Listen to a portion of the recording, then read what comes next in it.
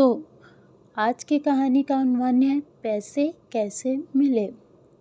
ایک دفعہ کا ذکر ہے، ایک شخص امام اعظم کے پاس آیا اور ان سے کہنے لگا، میں بہت پریشان ہوں، میری مدد کیجیے۔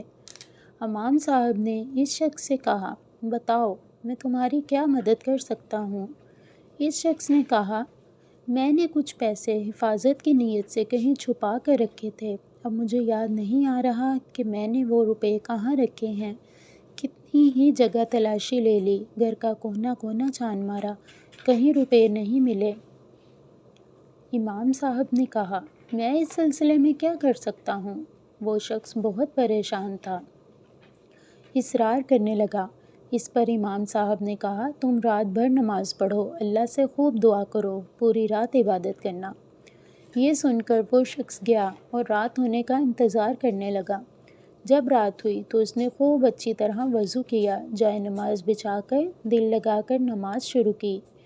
نماز پڑھتے ہوئے ابھی تھوڑی دیر گزری تھی، اس شخص کو یاد آ گیا کہ روپے کہاں رکھے تھے۔ جلدی سے نماز ختم کر کے وہ خوشی سے بھاگا۔